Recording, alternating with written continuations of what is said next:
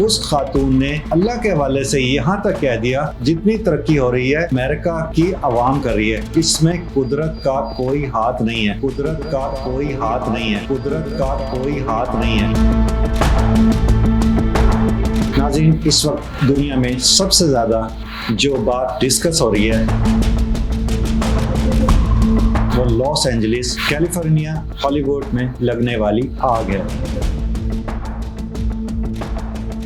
جس نے 10,000 ایکڑ زمین کو اپنے حساب میں لے رکھا ہے۔ اب تک تقریباً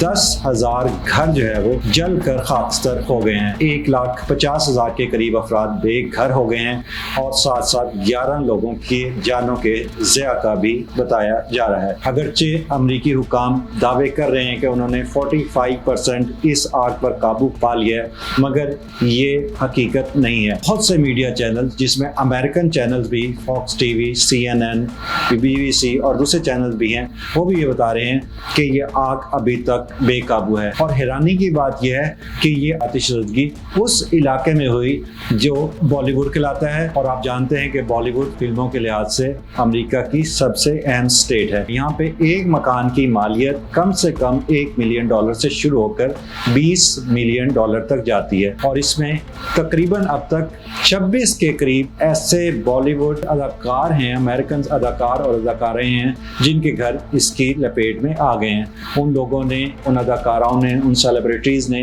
اپنے گھروں کی وہ ویڈیوز بھی، دردناک تصویریں شیئر کی ہیں، جس میں ہم دیکھ سکتے ہیں کہ ان کے گھر اس وقت ملبے کا ڈھیر بنے ہوئے ہیں۔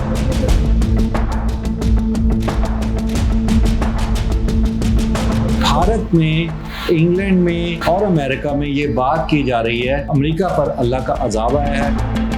وہ یہ کہ آج سے اس آگ لگنے سے، یہ منگل کو آگ لگی تھی، اس سے 2 روز قبل سنڈے کے روز بالی ووڈ میں ہی ایک محفل سجائی گئی۔ اس دوران ایک اداکار اپنی تمام حدوں کو پلان کر گئی۔ پہلے تو اس نے عریانیت اور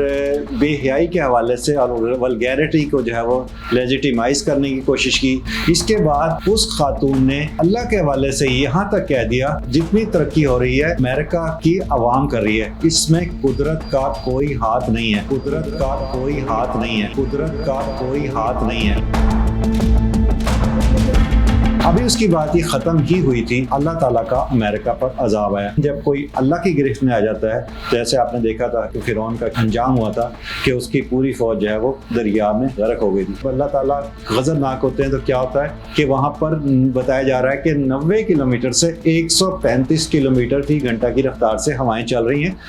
جس میں کمی تو آئی ہے، لیکن کم سے کم رفتار ہو کر بھی یہ رفتار 20 کلومیٹر فی گھنٹہ کی سے کم نہیں ہوئی، جس کی وجہ سے وہ درخت جب انہوں نے آگ پکڑی، ان کے پتے جلے، تو وہ سمندر کا وہ حصہ جو کینال ٹائپ تھا اس کو کراس کرتے ہوئے ہوا میں اڑتے ہوئے دوسری سائڈ پہ چلے گئے، جہاں پر ان بالی ووڈ اداکاروں کی سیف ہیونس تھیں اور ان کے محفوظ گھر تھے۔ اور اس میں سب سے زیادہ تکلیف بات جو اس وقت دیکھنے کو ملی ہے، اگرچہ بہت سے اداکاراؤں نے اس پر دکھ کا اظہار کیا ہے، لیکن ایک اداکار جس کا نام جیمز ووڈ ہے، اس کے بارے میں کہا جا رہا ہے کہ آج سے تقریباً 10 ماہ پہلے اس نے جب فلسطینیوں کا گھر تباہ ہوئے تھے، وہاں ایک خاتون اپنے گھر کے باہر، غریب عورت تھی، برقعے میں لپٹی ہوئی تھی، وہ وہاں گھر کے باہر بیٹھی ہوئی تھی۔ اس 75 سالہ